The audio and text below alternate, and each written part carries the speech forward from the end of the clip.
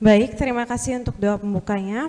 Maka pada hari ini, sebelum kita memulai perdebatannya, saya akan membacakan terlebih dahulu untuk peraturan debat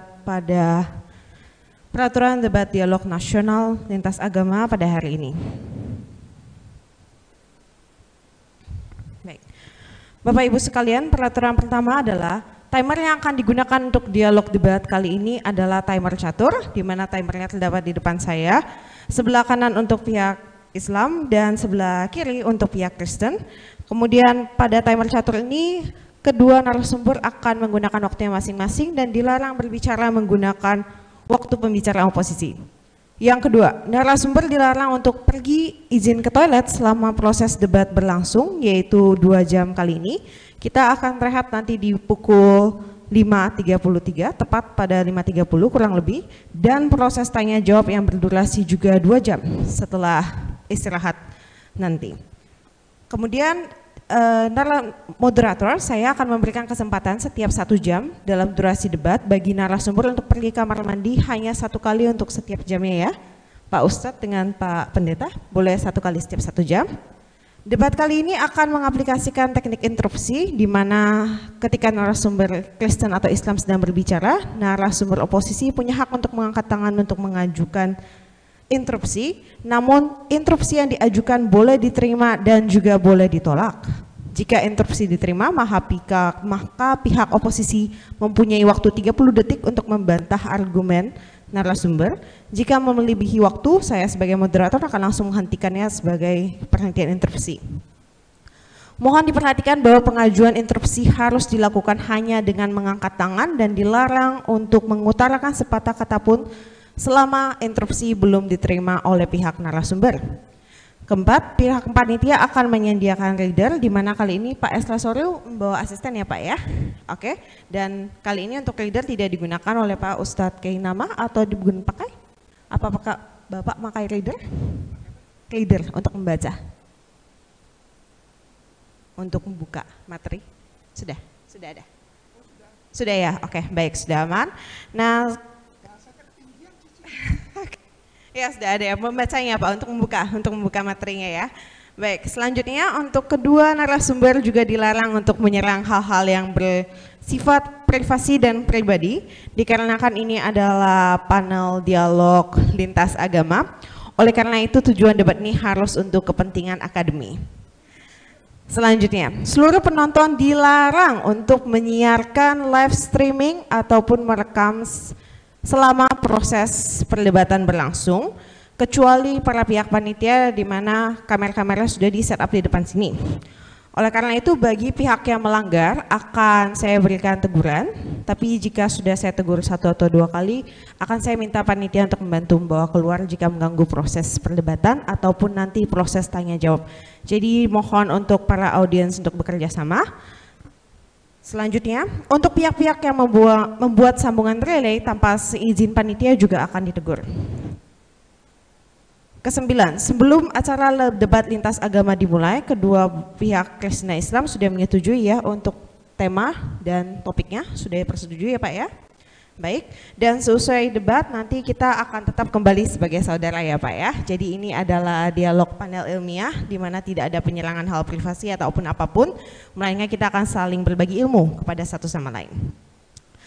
Bagi peserta yang ingin menunjukkan buku kepada narasumber lain, boleh diserahkan kepada pihak panitia dan akan diteruskan kepada moderator terlebih dahulu. Jadi jika ada yang ingin menyerahkan buku ataupun materi sesuatu, nanti mungkin pada proses tanya jawab boleh, namun harus melalui saya, tidak boleh langsung kepada narasumbernya. Kemudian seluruh acara ini tidak memungut biaya apapun. Apabila ada pihak yang memungut biaya atas dasar apapun, mohon jangan direspon karena sepenuhnya bukan dari pihak panitia penyelenggara, di mana bukan dari Ayasofya Indonesia pada debat lintas agama ini. Dan kedua narasumber dilarang meninggalkan tempat duduk debat hingga acara ditutup dan diselesaikan.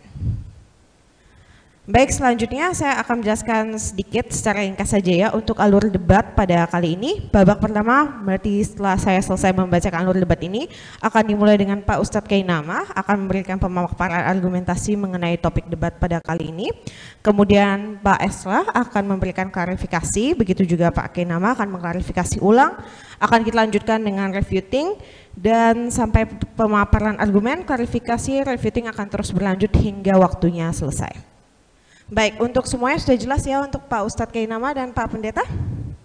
Baik, maka acara dialog lintas agama kali ini kita mulai. Bismillahirrahmanirrahim. Alhamdulillah wa syukurillah. Assalatu wassalam ala rasulillah wa ala alihi wa sahbihi wa atbahi wa man walah. Ashhadu an la ilaha illallah wahdahu la syarikalah, lahul mulku wa lahul hamdu yuhyi wa yumiitu wa huwa ala kulli syai'in qadir, wa asyhadu anna Muhammadan abduhu wa rasuluhu la nabiyya ba'da. Allahumma sholli ala sayyidina Muhammad wa ala sayyidina Muhammad. Raditu billahi rabba wa bil Islam mitinna wa bil Muhammadin sallallahu alaihi wasallam nabiyya wa rasulah. Rabbi shrah li sadri wa yassir li amri wa hlul 'uqdatam min lisani yafqahu qawli. Amma ba'd. A'udzu billahi minasyaitonir rajim. Bismillahirrahmanirrahim. Dzalikal kitabu la raiba fihi hudalil muttaqin. Dzalikal kitabu la raiba fihi hudalil muttaqin. Tidak ada keraguan di dalam ayat suci Al-Qur'an. Para tuan guruku, para puan guruku, saudara-saudaraku tersayang yang aku hormati, Bapak Pendeta dan semua dari kekristenan maupun Katolik, muslimin wal muslimah rahimakumullah. Tidak ada keraguan ketika Al-Qur'anul Karim mengatakan wa masalabuhu wa maqataluhu walakin subihalakum. Tidak ada keraguan di dalamnya. Bukan untuk menguatkan kita supaya kita mempengaruhi orang lain, tidak. La ikraha fiddin, qad tabayyana rusdu wa may yakfur bitaquti wa yu'min billah. Tapi yang penting adalah menyampaikan apa yang kita imani. Masalah orang ikut kita atau tidak bukan urusan kita. Yang penting sampaikan saja, jangan dipaksa. Fazakir inama anta mudzakir. Sadaqallah wa sadaqallahul adzim. Gambar yang pertama, Dani. Syukran. Pemirsa yang mulia, muslimin wal muslimah rahimakumullah, serta para hadirin yang disayangi dan diberkahi Allah, saudaraku tersayang Kristen dan Katolik, para tuan guru, para pendeta yang terhormat, para ahli teologi. Ada satu tampilan yang saya tidak pakai buku karena tuan guru, saya berpikir bahwa ketika saya berbicara di ajang debat ini, insya Allah saya membawa debat kepada tempat yang proporsional, bukan saling hujat dan bukan saling serang secara membabi buta. Tapi begini, kenapa saya selalu dimanapun saya berada saya pakai web. Orang yang pakai web itu harus pintar. Kenapa? Karena kalau dia tidak pintar, dia akan terjebak dengan web yang bisa dituntut orang itu menggunakan web. Jadi dia harus bikin penelitian dulu apakah web tersebut sudah public domain atau belum, ya. Nah, insya Allah saya pakai web ini. Silakan buka lagi, Dani, dan jangan wajah saya. Oke. Ini ada web yang sudah public domain, yang alhamdulillah wa syukurillah saya rasa tersangkut dengan tema kita hari ini. Dengan segala rasa hormat Pak Pendeta Esra Soru yang menyarankan tema ini, dan saya hanya menerima saja. Apapun tema dari Pak Pendeta Esra sudah saya terima dengan segala senang hati. Ngobrol aja sama Pak Esra saya sudah senang. Ketemu tadi sama Pak MM, Pak Budi itu sudah berkah buat saya. Saya nggak peduli yang lain. Oh, ini apa? Ini terlihat oleh pemirsa? Enggak, ini dilihat bisa enggak? Saya tanya dulu. Hadirin bisa lihat ini? Lebih terang yang ini. Baik, yang ini saja. Bukan saya sekarang. Untuk hadirin, bukan saya. Radiocarbon dating of the Shroud of Turin. Ada izin dari tahta suci yang diberikan kepada penelitian di beberapa kampus termasuk Zurich diantaranya, untuk mengambil sedikit sekali potongan dari Shroud of Turin atau kain kafan Turin untuk diperiksa.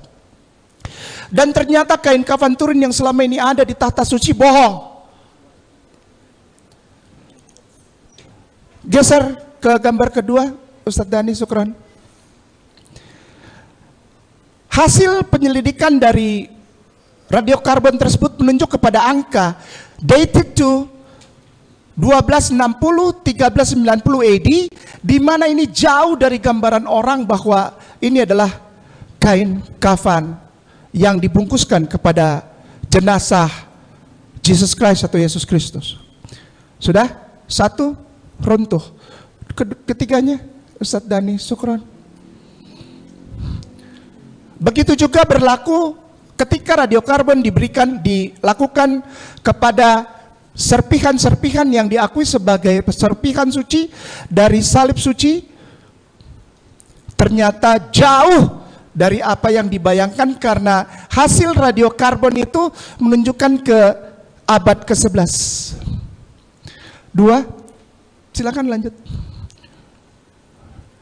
3, 14C dating of the Titulus Crucis. Titulus Crucis adalah tulisan yang di atas, kalau kita sering lihat ya, dengan segala rasa hormat, ada tulisan di atas salib. Tapi salibnya biasanya pakai korpus, pakai apa? Pakai ada bentuk korpus. Itu di atasnya biasanya ada tulisan INRI. Ieso Nazarenus Rex Eodeanus. Itu tulisan itu ada dibilang reliknya, relik sucinya, peninggalan dari dulunya. Ternyata palsu, tidak ada. Antara berkisar tahun 996 sampai 1023 berdasarkan radiocarbonate of the Titulus Crucis, dengan menggunakan itu hitungan sentakan karbon, sinar karbon. Terakhir, paku. Ternyata pakunya juga yang selama ini ada di gereja digambarkan sebagai paku Yesus, tidak ada. Bahkan paku yang bengkok itu paku, ternyata bukan paku Yesus, itu paku Yehohanan. Yang ditancapkan bukan di kaki telapak, tapi di tumit, sampai tumitnya hancur. Nah, dari beberapa gambaran reliksi ini, saya ingin memberikan pembuka dengan segala rasa hormat dan segala kerendahan hati, bahwa ada berbagai hal yang diperhadapkan kepada saudaraku tersayang Kristen dan Katolik. Ternyata hal itu buatan abad-abad belakangan. Ini yang memicu saya untuk melangkah ke inti tema yang ingin saya sampaikan. Berikutnya, dan geser ke bawah. Enggak, setelah ini Ron White yang tadi juga sama, IBSS, Institute Biblical and Scientific Society. Itu sama yang bikin penelitian. Nah, ini ke sini. Sebetulnya saya ingin ke sini. Setelah relik itu ternyata tidak ada. Dengan segala rasa hormat, tidak ada relik itu. Relik suci tidak ada. Tidak ada. Yang membuktikan siapa? Tata suci sendiri yang memberi izin kepada begitu banyak kampus dan para ahli, para expert yang tadi kita lihat di gambar pertama itu, nama-namanya ada dan itu bisa dipertanggungjawabkan. Ya, kita langsung masuk ke sini. Markus dan Matius sepakat Yesus mati jam 3. Ada kitab yang namanya Matius dan ada kitab yang namanya Markus sepakat bahwa Yesus mati jam 3. Berikutnya, Dani. Markus dan Yohanes. Oh, sebelum ini nggak ada. Ini juga. Lukas dan Yohanes juga sepakat Yesus mati jam 3. Jadi 3 gospel sinoptik ditambah 1 kitab Yohanes sepakat Yesus mati jam 3. Berikutnya, Dani, syukron, asik Dan. Markus dan Yohanes menuliskan kitab Markus, kitab suci saudaraku tersayang Kristen dan Katolik. Markus ini sinoptik dan Yohanes bukan sinoptik, menuliskan sepakat bahwa Pilatus tidak percaya Yesus sudah mati. Dasarnya apa? Markus 15 ayat 44 sampai 45. Pilatus heran waktu mendengar bahwa Yesus sudah mati. Dia heran ya, loh, kenapa? Kok udah mati gitu. Dasar Pilatus heran itu apa? Dasar Pilatus heran, Yesus sudah mati karena baru 3 jam yang lalu Pilatus dada-dada sama Yesus mau jalan, mau berangkat ke Golgota. Dilepas, beliau lepas, Pilatus lepas di Yohanes 19:14 sampai 16. Hari itu ialah hari persiapan Paskah. Kira-kira jam 12 baru dilepas ini berangkat menuju Golgota. Berangkat. Mohon maaf dengan segala rasa hormat, kalau jalan-jalan itu yang jalan sama-sama itu, yang pakai bendera kotak-kotak putih hitam itu, kayak gitu. Baru jalan jam 12. Ayo, jangan suara saya lagi. Ini aja, ya.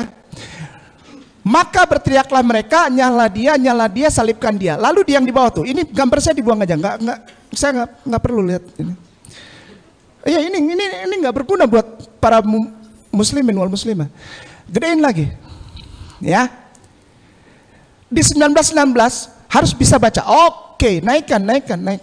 Akhirnya Pilatus menyerahkan Yesus kepada mereka untuk disalibkan. Udah 10 minutes sudah. Ya, jadi Pilatus sebetulnya tidak percaya ketika Yesus dikatakan sudah mati. Kenapa? Karena Pilatus baru lepas Yesus untuk jalan ke Golgota jam 12. Jam 12 baru jalan itu. Oke, berikutnya Dani. Alasan Pilatus tidak percaya Yesus sudah mati. Karena the cross journey, how far did Jesus carry his cross, dari Christian Pure website menuliskan, for how many hours did Jesus Christ walk with the cross. Itu baca tuh, itu saya terjemahkan itu.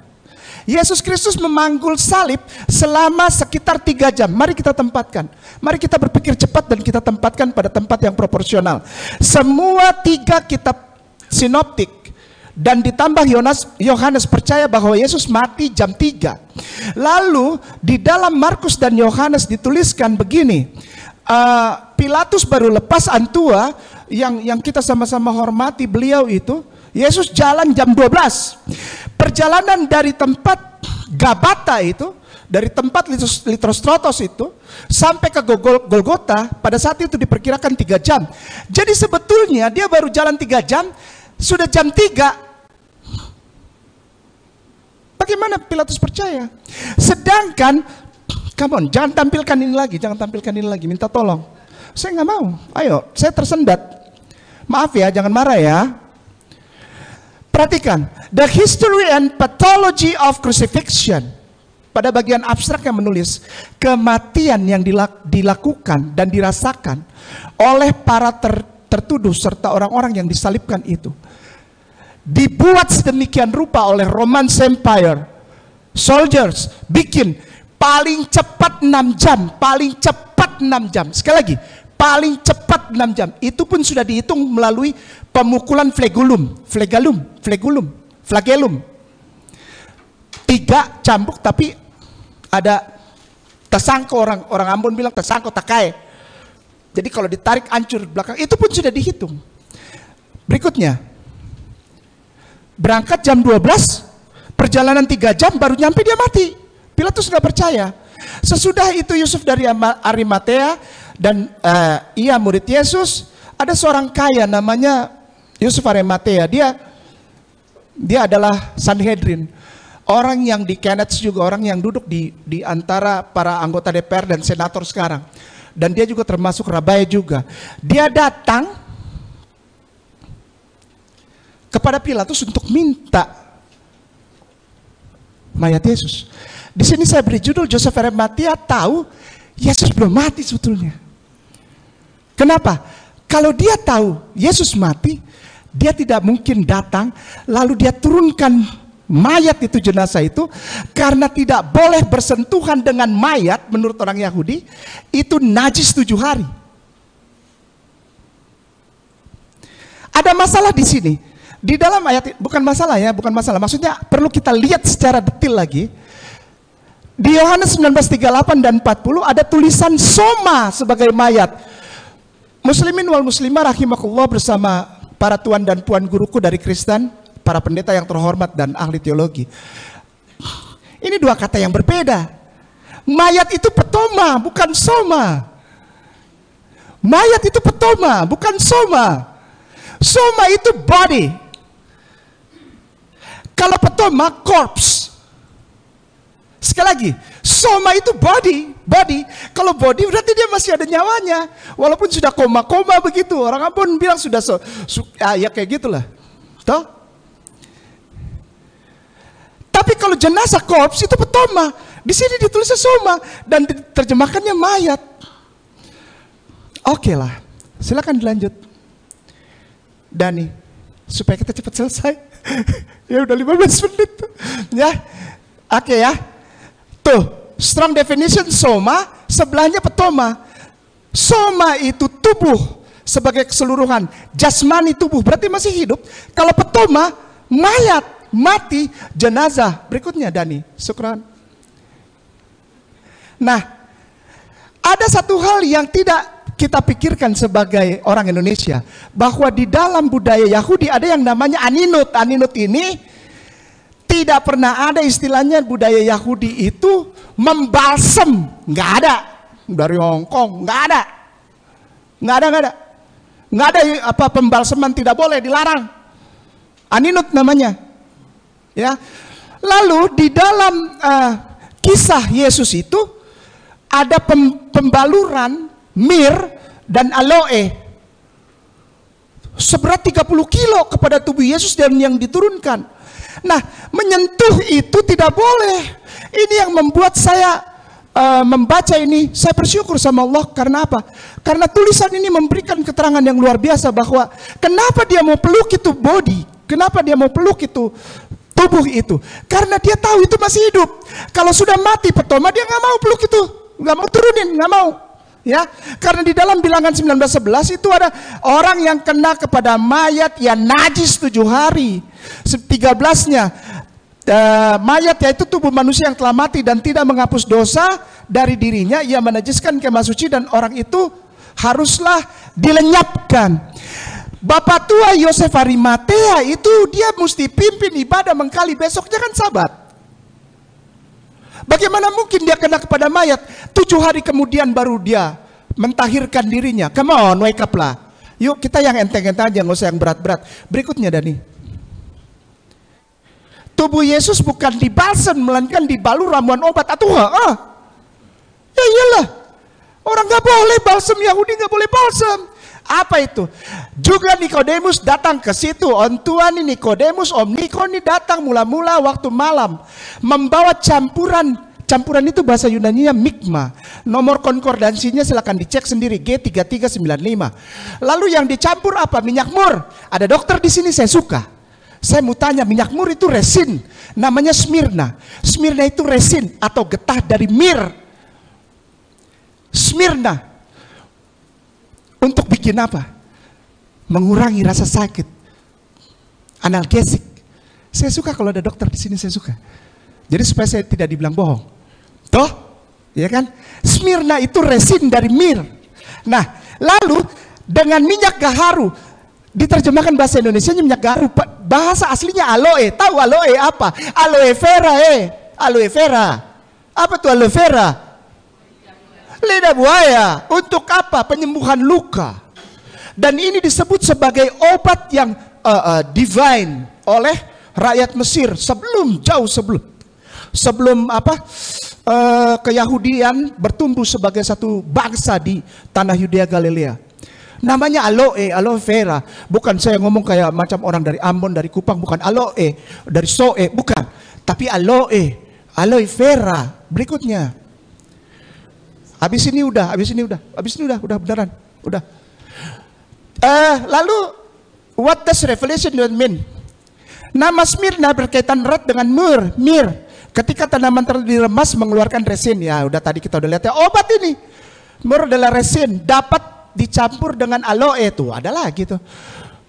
Menggunakan untuk luka, antiseptik. Berikutnya, 30 kilo, bayangin tubuh Yesus turun, 30 kilo dibalur ini. Bukan balsam, mir dan aloe. Ini antua luka, ini boom, dibalut. Ini obat ini ya ditemukannya sebetulnya di bagian selatan Arabia lah, ya. Lalu ada namanya mir, itu nama ininya. Nanti tolong harus bisa baca ya. Untuk mengobati luka, infeksi, mikroba, nyeri, patah tulang, antiseptik, terus. Dani.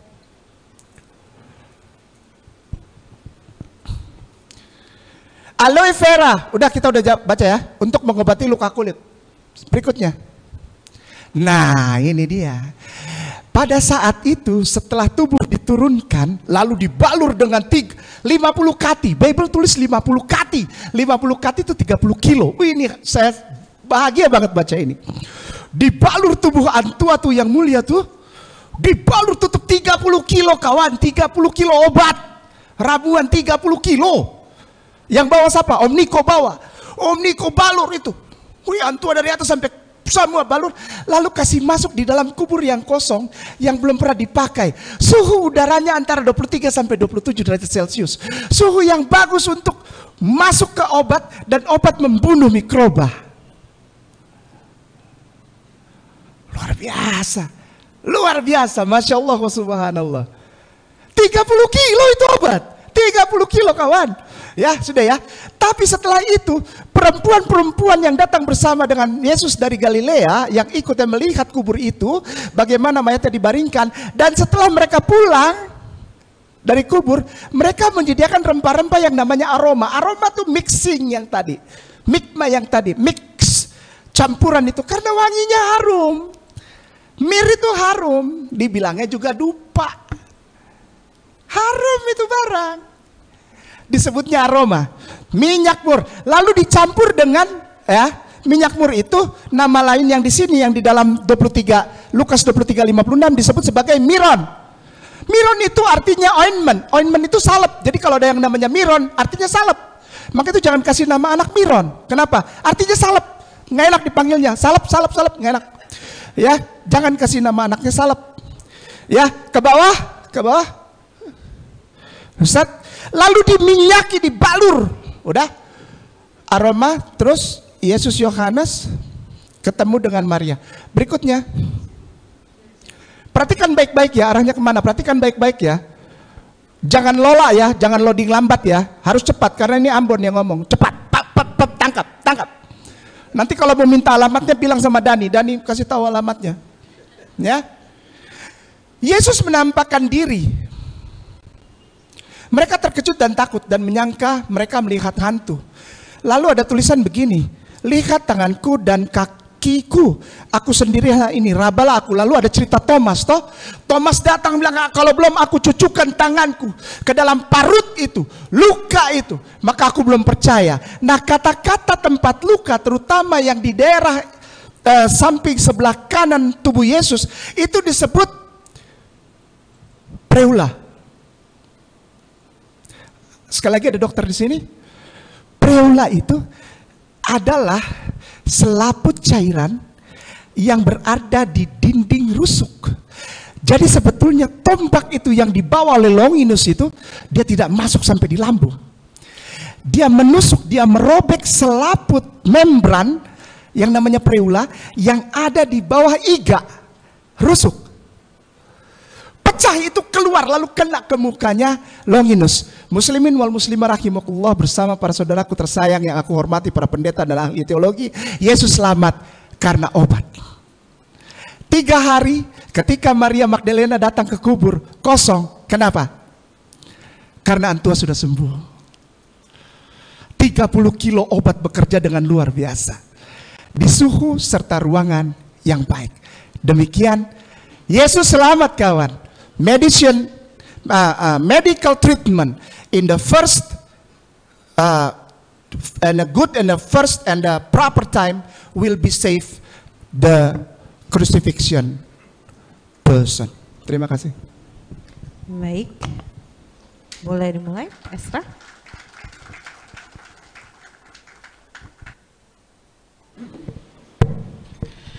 Ya, ini untuk klarifikasi aja ya. Jadi kesimpulannya Pak Kainama itu adalah Yesus itu disalib ya, tapi tidak mati, begitu ya? Hanya luka-luka saja ya, gitu ya? Baik. Oke.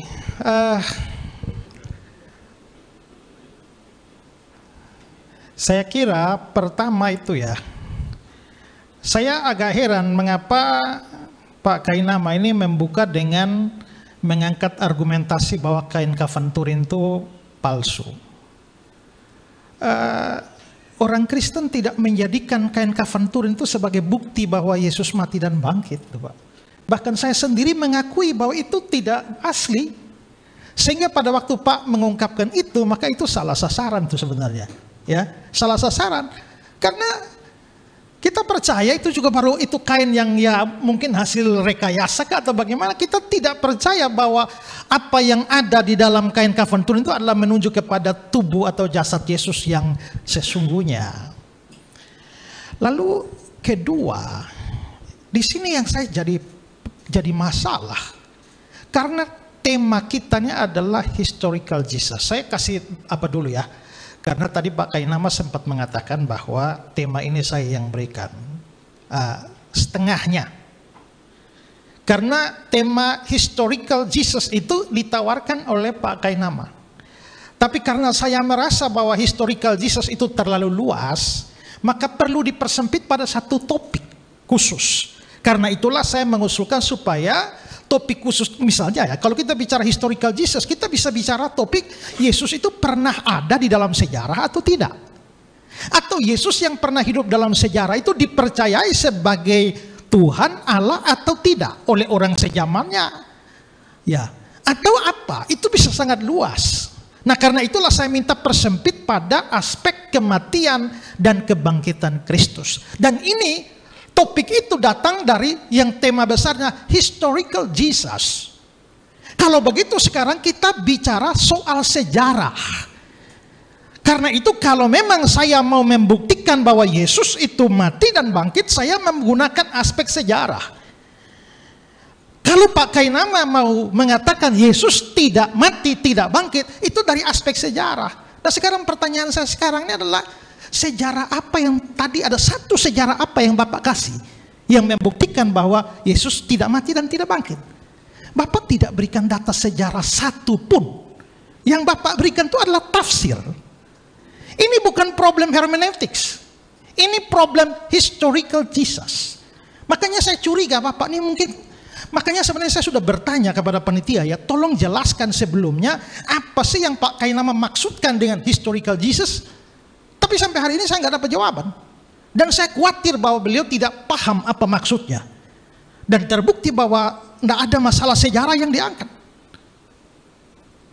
Soal masalah Pilatus kaget karena Yesus cepat mati. Lalu soal jam kematian yang berbeda menurut catatan-catatan Injil. Lalu soal kata Yunani soma yang tadi dipersoalkan, lalu soal segala macam mur dan segala macam untuk pembalseman Yesus dan sebagainya, itu kan bukan soal sejarah Pak, itu soal tafsir, soal hermeneutics. Dan saya tidak mau kita bergeser dari perdebatan soal historis ke perdebatan soal tafsir, karena kalau mau bicara tafsiran soal semua yang Bapak persoalkan tadi kita bisa ladeni itu. Tapi ingat, topik kita itu lah historical. Jadi saya sekarang mau menantang Bapak, tolong berikan data sejarah yang akurat bahwa Yesus tak pernah mati dan karenanya juga tak pernah bangkit. Yang saya minta data sejarah, jangan tafsir. Silakan.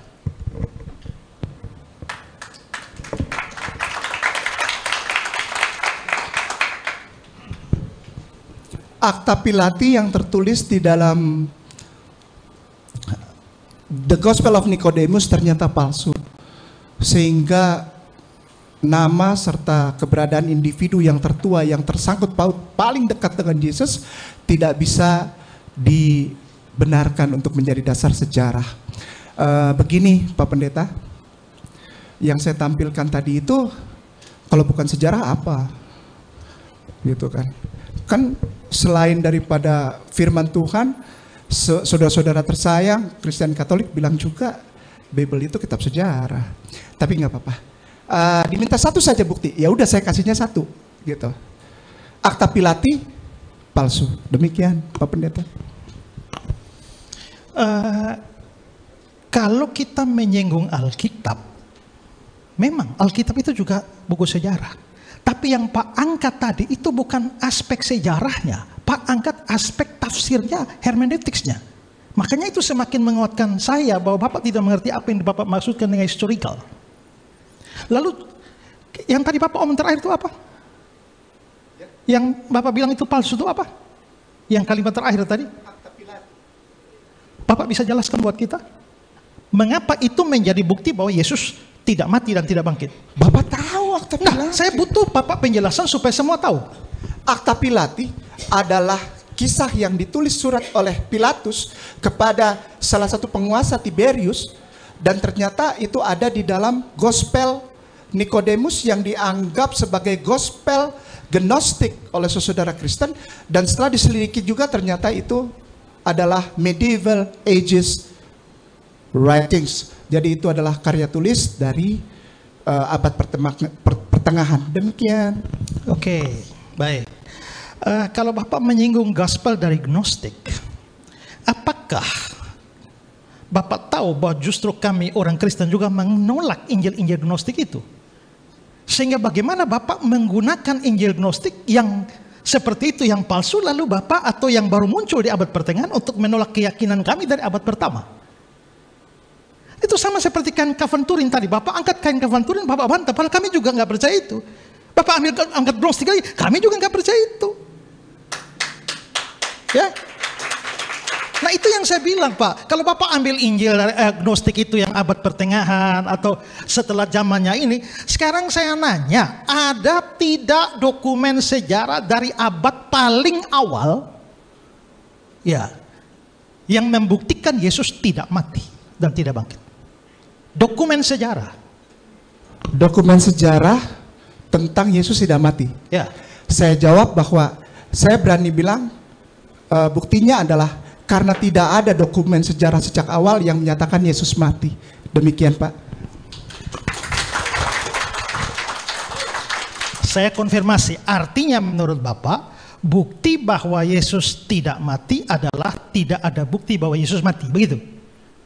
Nah, Bapak bisa kasih tahu saya apa yang Bapak pahami soal definisi bukti? Bukti itu apa sih? Apa itu bukti sehingga tidak ada bukti menjadi bukti ketidakadaan? Kita hari ini berbicara tentang tema Pak, bukan tentang kata bukti. Terima kasih. Ya, nah ini pertanyaan klarifikasi. Supaya kalau kita bicara bukti lalu Bapak berdiri atas ketiadaan bukti, coba Bapak buktikan kepada saya bagaimana ketiadaan bukti menjadi bukti dari ketiadaan.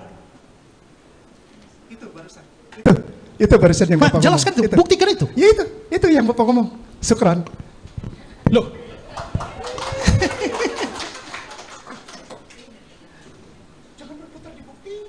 Loh, justru bagaimana sesuatu yang tidak ada bukti itu bisa menjadi bukti dari sesuatu itu tidak ada. Nah, saya minta buktikan itu. Bisa. Tidak ada bukti bisa dijadikan bukti. Bisa. Di dalam pengadilan perdata maupun pengadilan pidana.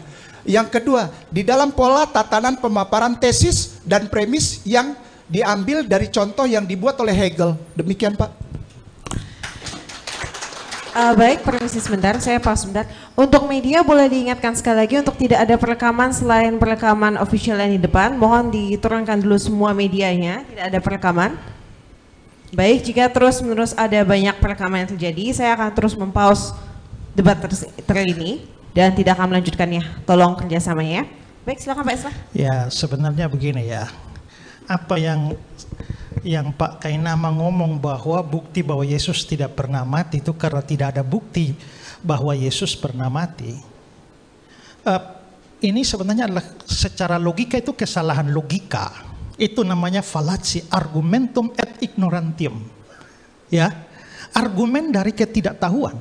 Kesalahan argumentasi ini adalah bahwa seseorang mengklaim sesuatu benar atau salah hanya karena tidak ada bukti sebaliknya. Nah, ini kesalahan logika di mana seorang anggap sesuatu pernyataan benar karena tidak ada bukti bahwa pernyataan itu salah. Nah, itu salah. Ya. Bukti bahwa makhluk asing tidak ada. Ya, bukti bahwa makhluk asing tidak ada itu adalah tidak ada bukti bahwa mereka ada. Itu kesalahan logika semacam itu. Hanya karena kita belum menemukan bukti bahwa makhluk asing itu tidak ada, itu tak bisa menjadi bukti bahwa makhluk asing itu tidak ada. Atau sekarang gini lah, saya ngomong gini. Saya terus terang Pak ya, saya mencoba untuk mengenal Pak Kainama dari media sosial ini siapa sebenarnya ya. Dan saya baca di sana, Bapak ini tamat S1 dari STT Jakarta. saya tidak menyerang pribadi, jangan khawatir. Ini masalah logika. Kedua, Bapak keluar S2 dari Leiden, ketiga dari Haifa. Pertanyaannya, kalau Bapak tidak bisa membuktikan itu, apakah itu bukti bahwa Bapak tidak pernah sekolah di sana? Karena tidak ada bukti, itu menjadi bukti tidak ada. Selain itu, tahan sebentar, karena apakah benar tidak ada bukti bahwa Yesus tidak pernah mati? Saya punya bukti. Tapi itu nanti giliran saya. Saya hanya mau menunjukkan, ini bukan penyerangan pribadi, ini mau menunjukkan bahwa logika tidak ada bukti menjadi bukti dari tidak ada, itu fallacy, kesesatan berpikir. Gitu Pak. Jadi dengan kata lain begini, kita mau bicara tentang historical Jesus dengan tema yang begitu luar biasa, dan Pak Kainama datang dengan hanya satu bukti, buktinya adalah tidak ada bukti. Astaga naga. Ini bagaimana ini bisa disebut sebagai debat ilmiah? Itu yang menurut saya menyedihkan sebenarnya. Ya.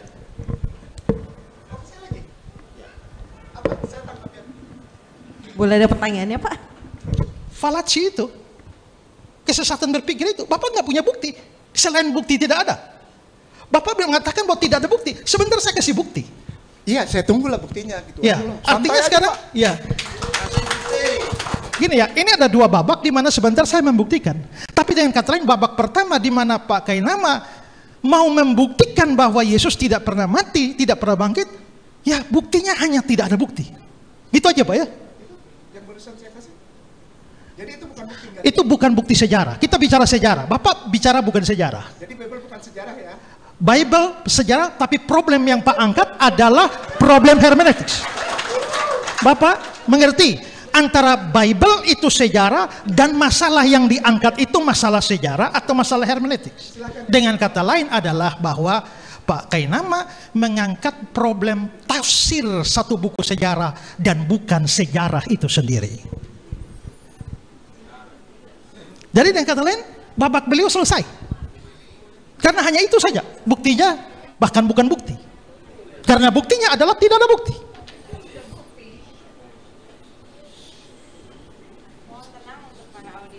Dimohon untuk tenang. Kalau beliau tidak punya bukti selain tidak ada bukti, maka babak beliau untuk membuktikannya ya sudah selesai. Apalagi yang mau dibicarakan? Dan stop di situ, masuk babak kedua, giliran saya yang membuktikan. Artinya ini sudah babak satu selesai ya? Nggak sampai habis waktunya ya? Enggak, ini berjalan saja Bapak. Nah, kita ingat peraturan yang sudah diberikan adalah babak satu sampai waktu yang ditentukan selesai. Setelah itu mulai start babak dua. Kalau begitu sekarang reset kembali ke kosong-kosong karena bagian saya. Oh, waktunya sesuai dengan timernya Pak. Jadi timernya jika Bapak tidak menggunakan waktu Bapak tidak terpotong. Jadi yang tadi Pak Kainama pakai sudah terpotong waktunya. Jadi jika Bapak ingin melakukan babak kedua silakan lanjut saja. Waktu Bapak tidak digunakan sama sekali oleh Pak Kainama. Berbeda Pak waktunya, boleh dilihat di layar di depan. Ya, saya kira salah paham ini. Maksudnya begini, aturannya kan kita debatnya ini saya masih hanya konfirmasi aja, jangan potong waktu saya dulu ya. Ini saya mau klarifikasi masalah aturan nih. Di-cut dulu waktunya. Untuk sebelumnya, apakah Bapak setuju dengan timer catur? Kan gini ya, terakhir saya konfirmasi bahwa debat ini kan dua babak. Babak pertama, giliran Pak Kainama membuktikan Yesus tidak mati, tidak bangkit. Setelah itu diperdebatkan berdasarkan aturan jam ini sampai jamnya selesai. Dengan kata lain, karena Pak Kainama tidak ada argumentasi, artinya ya sudah selesai waktunya. Kita nggak pakai sampai habis. Sekarang babak kedua giliran saya. Dan harus punya waktu yang sama, kita kosong-kosong lagi. Tidak Pak, karena perlibatan sesuai dengan debat timer catur, kita tetap mengurangi waktu yang Kainama. Jadi Pak Kainama sudah waktunya berkurang, sisa 34 menit di Pak Kainama. Sekarang jika Bapak mulai babak kedua, tidak apa-apa babak kedua dimulai, tapi timernya waktunya akan tetap sama Pak.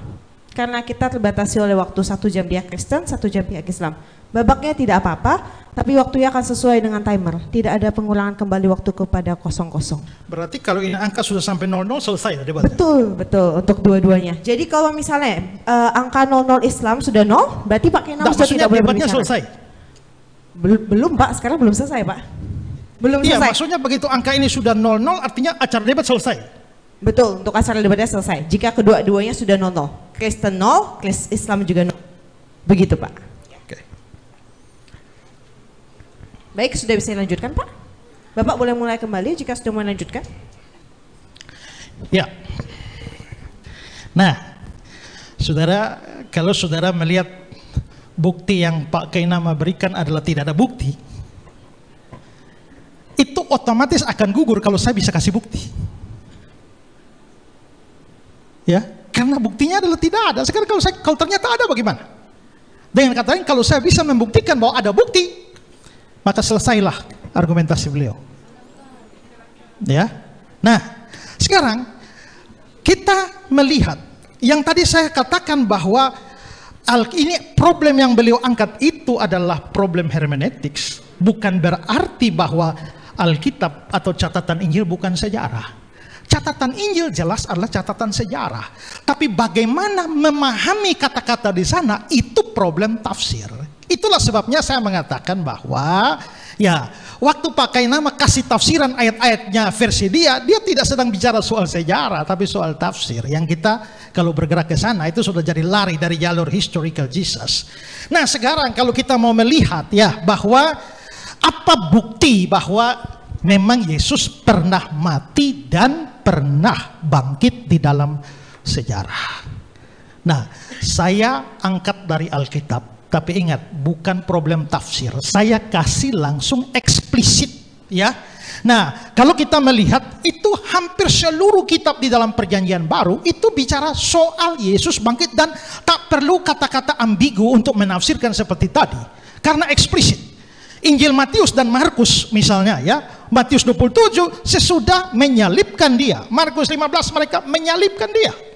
Lalu Injil Lukas dan Kisah Para Rasul juga sama. Lukas 23 mereka menyalibkan Yesus.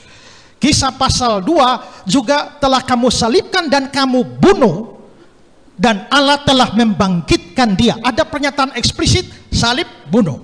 Kalau tadi Pak Kainama punya teori berarti ya disalib tapi nggak mati, ya nggak dibunuh. Tapi kalau sampai ada kata disalibkan lalu bunuh lalu membangkitkan, tak mungkin ada kebangkitan tanpa kematian, ya. Lalu di Kisah pasal 1 ayat 3 dengan banyak tanda yang membuktikan dia hidup, selama 40 hari dia berulang-ulang menampakkan diri. Lalu dalam Injil Yohanes dan surat-surat Yohanes 19, Pilatus menyerahkan Yesus untuk disalibkan, dan di situ dia disalibkanlah mereka.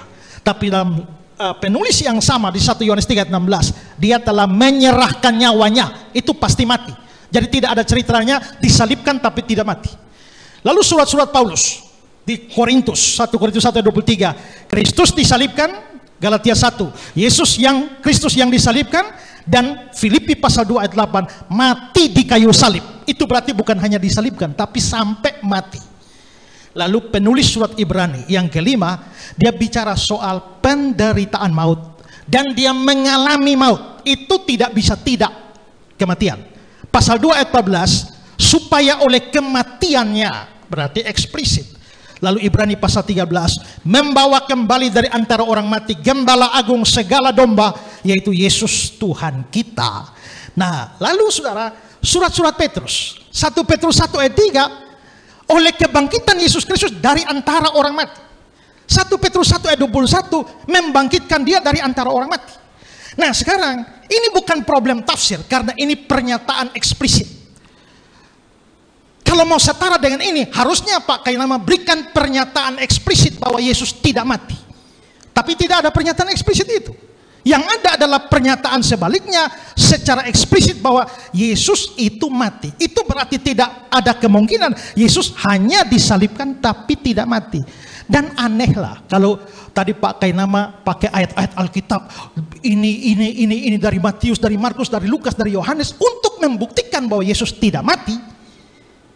Padahal di bagian-bagian lain dari ayat itu secara eksplisit bilang Yesus mati dan bangkit.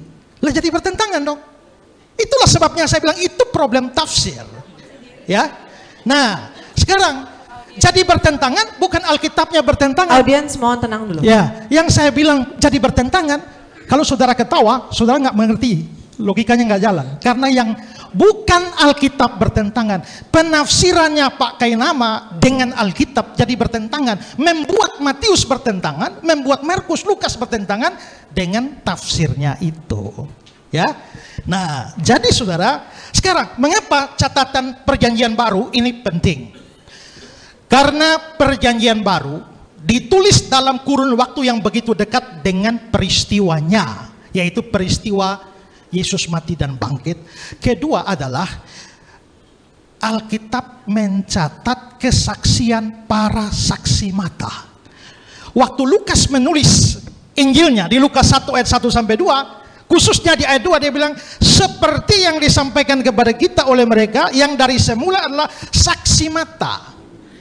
Di Kisah pasal 2 ayat 32, Yesus inilah yang dibangkitkan Allah, dan tentang hal itu kami semua adalah saksi. Di Kisah 3 ayat 15, demikianlah pemimpin kepada hidup telah kamu bunuh, Allah membangkitkan dia dari antara orang mati, dan tentang hal ini kami adalah saksi. Dan masih banyak ayat yang lain. Tapi saya mau berikan satu dari 1 Korintus pasal 15. Ya, next 1 Korintus 15 ayat 3 sampai 6. Sebab yang sangat penting telah kusampaikan padamu, yaitu apa yang telah kuterima sendiri, ialah bahwa Kristus telah mati karena dosa-dosa kita sesuai kitab suci. Dia telah dikuburkan, dia telah dibangkitkan pada hari yang ketiga, dan dia telah menampakkan diri kepada Kefas dan seterusnya. Ayat 6. Sesudah itu dia menampakkan diri kepada lebih dari 500 saudara sekaligus. Kebanyakan dari mereka masih hidup sampai sekarang, tapi beberapa di antaranya telah meninggal. Artinya apa? Kalau kamu mau cek and recheck silakan. Dari 500 orang tuh mayoritas masih hidup. Artinya itu saksi mata semua. Jadi di sini kita bisa melihat bahwa yang saya berikan ini adalah catatan saksi mata bahwa Yesus mati dan bangkit. Nah, dan boleh saya tambahkan bahwa kesaksian Alkitab sejalan dengan kesaksian-kesaksian atau bukti-bukti sekuler yang ada. Nah, sekarang saya bisa tunjukkan juga banyak dari bapak-bapak gereja di luar Alkitab yang hidup pada abad-abad pertama, ya, abad pertama, abad kedua, itu yang menyatakan bahwa memang Yesus itu mati dan bangkit. Ignatius yang lahir tahun 50 dan meninggal tahun 115, itu dia ada kutipan di sini ya. Dia disalibkan dan mati di bawah pemerintahan Pontius Pilatus. Dia benar-benar dan bukan hanya tampaknya saja disalibkan dan mati dan seterusnya ya. Lalu ada Clemens dari Roma. Clemens dari Roma ini ya, dia ini punya tulisan surat 1 Clemens itu dari tahun 96 Masehi, dan dalam surat Clemens itu 1 Clemens 24 ayat 25, dia Yesus mengajar kita tentang iman yang benar kepada Tuhan kita yang telah mati dan bangkit dari kematian untuk memberikan kita keselamatan. Lalu 1 Clemens ayat 42. Karena itu saudara-saudara, marilah kita hidup dalam kebajikan sambil mengingat kebangkitan Tuhan kita Yesus Kristus. Ada Justin Martyr yang lahir tahun 100, mati tahun 165, itu juga punya kesaksian dalam First Apology ayat yang ke-13. Guru kita tentang hal-hal ini adalah Yesus Kristus, yang juga dilahirkan untuk maksud itu, disalibkan di bawah pemerintahan Pontius Pilatus, wali negeri Yudea pada zaman Kaisar Tiberius. Waktu kita dengan wajar menyembah dia setelah mengetahui dia adalah anak Allah yang benar, dan seterusnya masih ada tertulian. Tapi sekarang, kalau saudara pikir wajar mereka Kristen, sekarang saudara, saya akan memberikan data sejarah sesuai tema Historical Jesus, untuk menunjukkan bahwa kesaksian bahwa Yesus itu mati itu tidak hanya datang dari kalangan Kristen atau dari Alkitab. Pertama, dari Cornelius Tacitus. Ini adalah senator dan sejarawan Roma, lahir tahun 52, meninggal tahun 120. Dan ingat, dia bukan orang Kristen. Dia menulis tentang Yesus dalam karyanya yang berjudul Annals, itu sekitar tahun 116. Dan sekarang saya kasih kata-kata Tacitus, Cornelius Tacitus. Akibatnya untuk menyingkirkan laporan itu, Nero menyalahkan dan menyebabkan penyiksaan yang paling hebat kepada suatu golongan yang dibenci. Karena mereka layak dibenci. Mereka disebut Kristen oleh masyarakat. Kristus dari nama itu berasal. Dia menderita hukuman yang ekstrim pada masa pemerintahan Tiberius di tangan salah seorang prokurator kita, Pontius Pilatus. Dan seterusnya. Lalu, saya berikan lagi. Maaf, boleh minta maaf Bu Pendeta. Boleh nggak ulang lagi tadi baca yang tadi itu setelah warna biru itu dan suatu apa? Oke. Dan suatu tahyul yang paling jahat yang diperiksa pada waktu itu. Mengapa tahyul? Karena ini orang non-Kristen. Dia tidak percaya Yesus, dia anti-Kristen. Makanya dia menyebut itu tahyul. Tapi itu menunjukkan bahwa dia Kristus dari nama itu menderita hukuman ekstrim.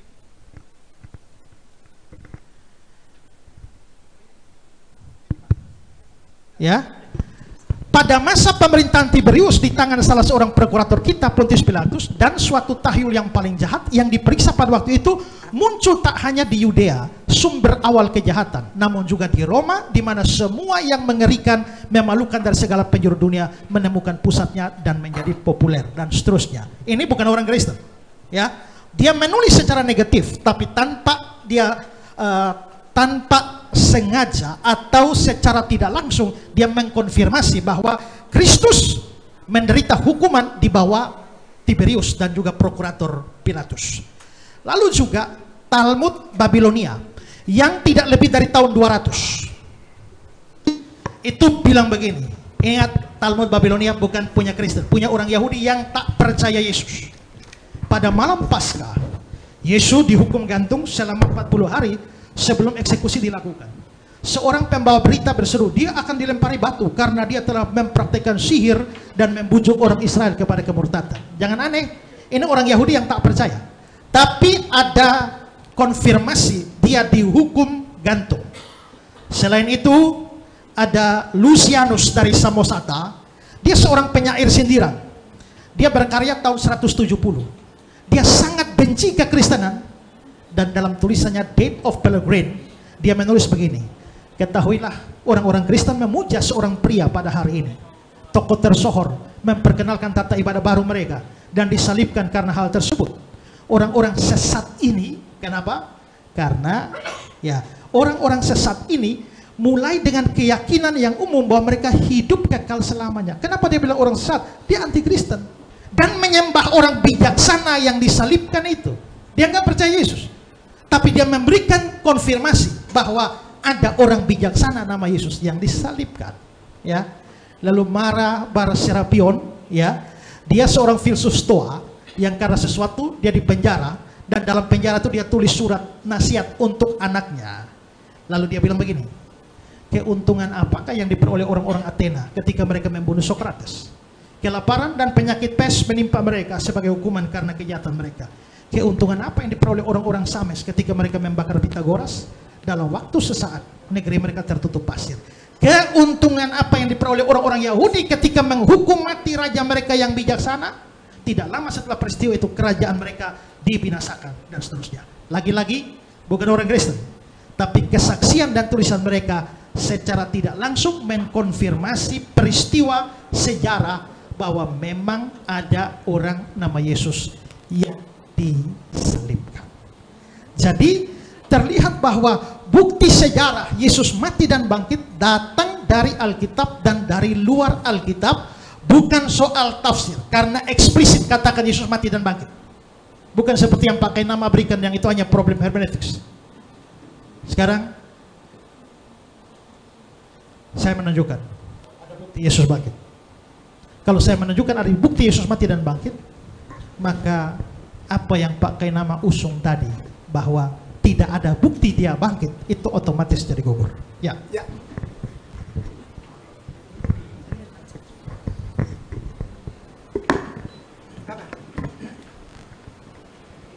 Saya giliran. Maksudnya menanggapi itu. Menanggapi Pak Pendeta. Semua tulisan itu semua tulisan itu dari Marabar Serapion, lalu Tacitus, lalu ada Ignatius, lalu Justin Martyr. Pak Pendeta kurang satu, Pliny mestinya masukin Pliny the Elder masukin. Gini, Kurang. Boleh saya jawab? Katanya saya. Ya, Pak kan bertanya. Oh, saya bertanya. Mau tanya saya, Pliny soal. Maka itu saya tanya Oke, tadi, sudah. Menanggapi, kalau menanggapi. Oke. Menanggapi. Ya. Baik. Tanggapan saya sekali lagi, semua yang ditulis itu contoh 1 Korintus itu ditulis oleh Paulus, kita semua tahu itulah. Ibrani sampai detik ini bahkan gereja belum bisa pastikan siapa yang tulis itu barang. Lalu tadi tentang kisah para rasul, lalu bilang Lukas pasal 1 ayat 2. Lukas bukan saksi mata. Lukas itu orang Yunani bule. Dia nggak pernah ketemu Yesus, dia nggak pernah jadi murid Yesus. Bahkan Eusebius dalam bukunya Ecclesia Historica, Historica de Ecclesia, ya ada Pak Budi, saya nggak berani salah ngomong. Ada ahli di buku-buku Eusebius. Itu ditulis bahwa beliau masuk di 70 aja tidak. Lalu ditambah lagi dengan Marabar Serapion. Marabar Serapion itu adalah menurut penelitian yang dilakukan, ada ditulis di Katolika Encyclopedia. Ada ditulis Marabar Serapion. Itu tulisan itu dipakai sebagai latihan retorika dari para siswa yang ada di kampus tersebut. Gitu. Marabar Serapion tidak pernah menuliskan nama Yesus di situ. Mati sebagai raja yang bijaksana dari kaum Yahudi. Dia tidak mati, tapi dia tetap hidup di dalam pengajarannya. Itu Marabar Serapion tulis itu. Lalu ada tadi terakhir, tadi saya nggak ditunjukin Josephus, padahal saya tunggu itu. Kalau ditunjukin FT itu, ya Flavianum Testimonium, saya paling suka itu. Karena semua orang di kampus teologi tahu itu adalah bukan asli dari tulisan Flavius Josephus. Ya, sudah dibuktikan banyak sekali itu. Lalu siapa lagi tadi? Ada Lucianus dari Samosata. Lucianus Samosata tidak pernah tuliskan secara eksplisit, Bapak Pendeta yang terhormat. Begini, tidak ada yang eksplisit dari situ. Wallahi, ya. Korintus, Ibrani, Lukas apalagi. Wow, Lukas bukan murid Yesus. Dia nggak pernah ketemu Yesus. Wallahi dia bule. Wallahi. Ya, yang tulis apa? Bahkan terakhir yang tulis itu yang saya sangat hormati, Ibu Pendeta, Ibu Doktor Rita. Ibu Doktor Rita tulis itu di Sabda. Wah, dahsyat banget. Begini Pak Pendeta, saya masih tunggu lagi. Dan terakhir ini saya mau bukan menanggapi atau apa. Saya senang begitu Bapak Pendeta yang terhormat, Bung Pendeta Esra Soru bilang dari Talmud, yuk buka yuk Sanhedrin yuk. Sanhedrin 43a 20 yuk. Yuk buka yuk. Apa di situ dibilang? Yuk, mati disalib, buka.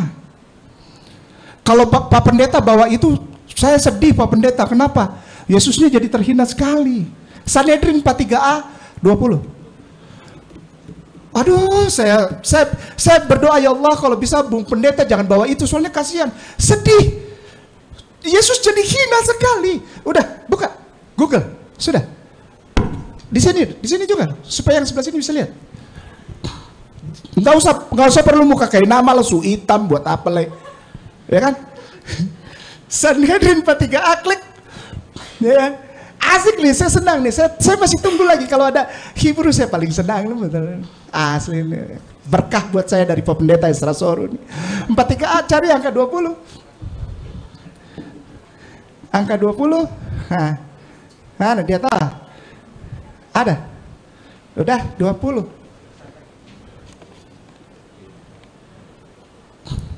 Iya. 19. Gemara says, and he cries out concerning terus the Mishnah teaches. Ya ini nih. Ini nih. The cry scroll out nih. Ini di blok nih. Di blok habis, lalu translate aja supaya kita bisa baca sama-sama. Aduh, sedih kalau baca ini. Saya justru menghindari ini. Saya sudah Muslim, saya sudah Islam, tapi saya menghindari ini karena sedih kalau baca ini. Dipakai, ya Allah. Ini parah ini. Kalau ada di potongan video tuh gini nih. Ini parah ini. Ini parah ini. Parah ini. Bahasa Inggris. Bahasa Inggris lah. Bahasa Inggris Indonesia lah. Kok jadi grogi Dan? Biasanya cepet Dan. Ada cewek Dan? Gedein dong. Gedein Dan. Misna mengajarkan bahwa seorang juru bicara keluar di hadapan apa itu? Terhukum. Ini menunjukkan bahwa hanya di hadapannya, yaitu saat ia digiring ke eksekusinya. Ya, si juru bicara keluar, tapi sejak awal belum marah, menimbulkan terus. Mana Yesus Nazaret? Ah, ini dia. Malam Paskah. Ya, perhatikan baik-baik. Tetapi bukankah diajarkan dalam berita pada malam Paskah mereka menggantung mayat? Bukan mati di kayu salib, udah jadi korps, sudah jadi jenazah, baru digantung dorang. Mayat orang Nazaret setelah mereka membunuhnya dengan cara dirajam. Demikian, syukran.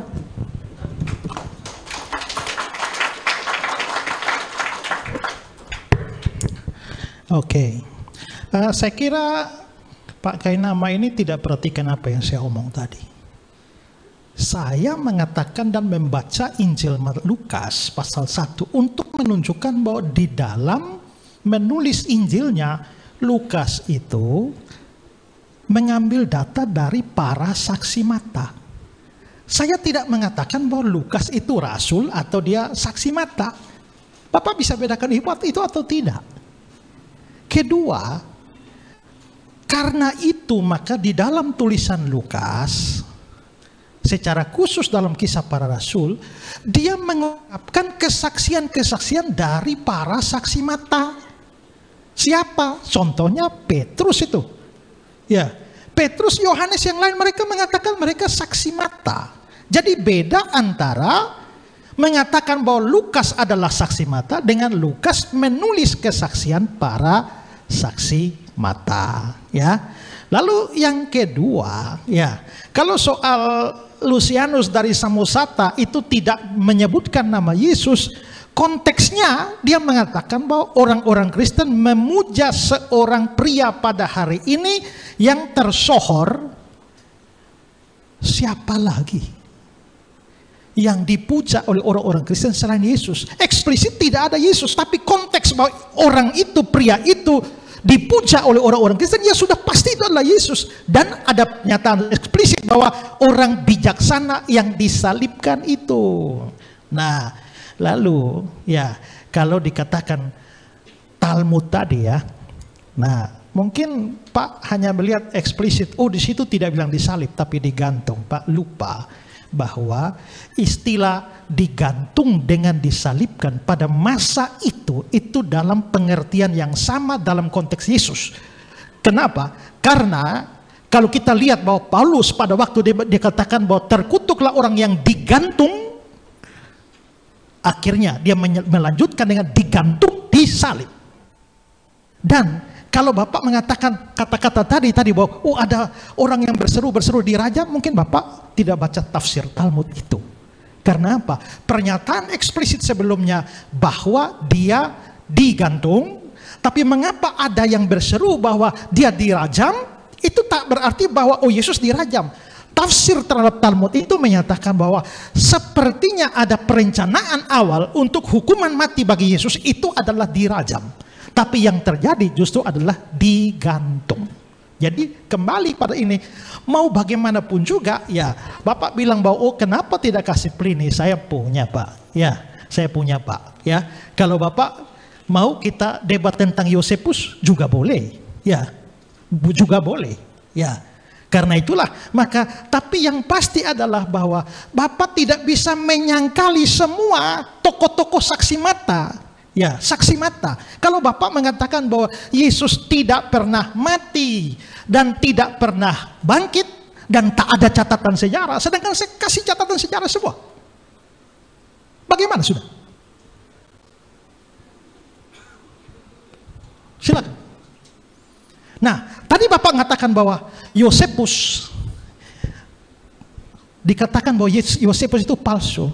Bapak bermain kurang jauh, Pak. Ya, Bapak bermain kurang jauh. Ini ada buku Yosefus dari abad pertama. Ya. Dan saya bisa menunjukkan apa yang dikatakan Yosefus. Tapi Pak Pusti tahu bahwa di dalam kalangan para sarjana, pandangan tentang tulisan Yosefus itu ada 3. Yang pertama, menganggap bahwa semua kata-kata di dalam Antiquities of the Jews, yaitu Testimonium Flavianum itu, ada pandangan sarjana pertama mengatakan bahwa semua kata-kata asli dari Yosefus. Sementara pandangan kedua mengatakan semuanya palsu. Dan pandangan pertama dan kedua yang semua asli semua palsu, Pak tahu itu pandangan para sarjana yang minor sekali, Pak.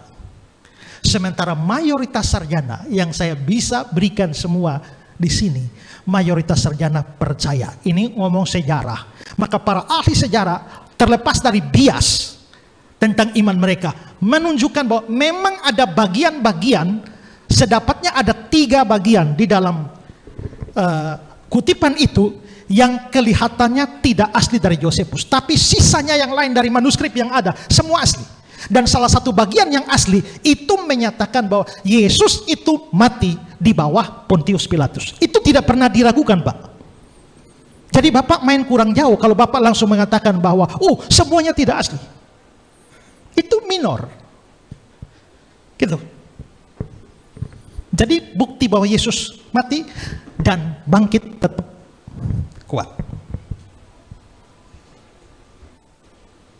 Baik, boleh tanggapi. Sebelum untuk pelanjutan tanggapan, saya akan mengingatkan kembali 9 menit lagi kita akan jeda untuk maghrib ya Pak. Jadi untuk waktunya nanti akan tetap dilanjutkan setelah 9 menit lagi. Jika sudah menghit 5.30. Oke, baik silakan. Apa yang ingin ditanggapi?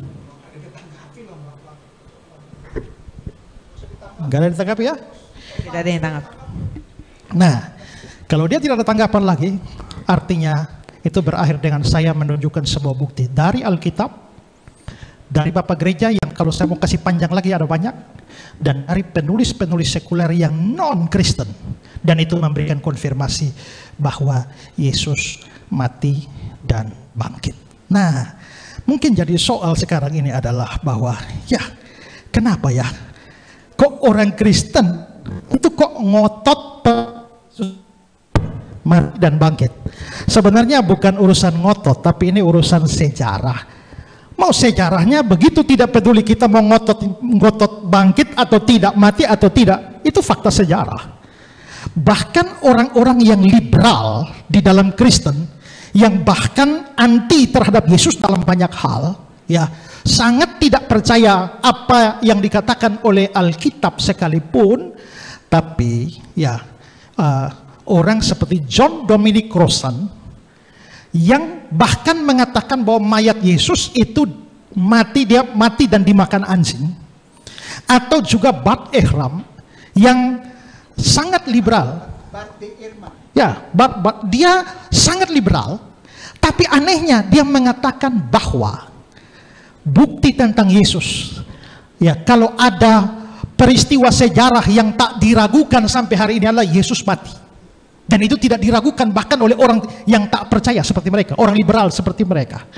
Nah, jadi ini bukan soal ngotot, tapi soal fakta sejarahnya. Dan kalau secara teologis, kenapa sih kok kami orang Kristen percaya Yesus mati dan bangkit?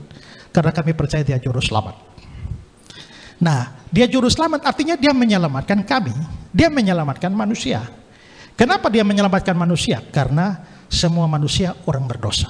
Saya orang berdosa, saudara semua orang berdosa. Kalau kita berhadapan dengan Allah yang sama, yang maha adil, yang maha kudus, dia tak mungkin akan melepaskan orang berdosa tanpa menghukumnya. Itulah sebabnya kita pun sama-sama percaya soal neraka. Soal konsep nerakanya bagaimana itu urusan lain, tapi kita sama-sama percaya dia akan melemparkan orang berdosa ke dalam neraka. Nah, karena apa? Upah dosa maut. Nah, karena orang berdosa harus mengalami maut, itulah kami percaya juru selamat. Dan kalau juru selamatnya mau selamatkan kami, juru selamatnya harus mengalami maut itu. Karena itu Yesus memang harus mati. Tapi bukti bahwa dia mengalahkan maut, yaitu dia bangkit dari antara orang mati. Dan kepercayaan itulah yang akan menyelamatkan orang yang percaya. Menurut surat Roma pasal yang ke-10 ayat yang ke-9, Jika kamu mengaku dengan mulutmu bahwa Yesus adalah Tuhan dan percaya dalam hatimu bahwa Allah telah membangkitkan Dia dari antara orang mati, maka kamu akan diselamatkan. Artinya kalau kamu tidak percaya, kamu tidak akan selamat. Saudara dan saya orang berdosa akan binasa semua, kecuali saudara punya juru selamat yang mati tanggung dosa saudara dan saya. Kecuali itu, maka tanggung sendiri-sendiri binasa selama-lamanya di dalam neraka. Dan saya sudah menunjukkan bukti bahwa Yesus benar-benar mati dan bangkit, dan bukti yang saya berikan tidak bisa dibantah. Ya.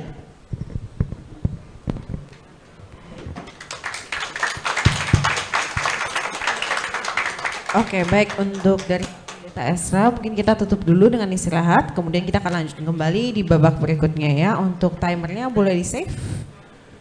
Oke, sudah di save ya untuk timernya. Baik Bapak Ibu sekalian, kita boleh jeda dulu untuk jeda maghrib. Kita akan lanjutkan kembali pada pukul 6.30 di ruangan ini kembali. Terima kasih banyak.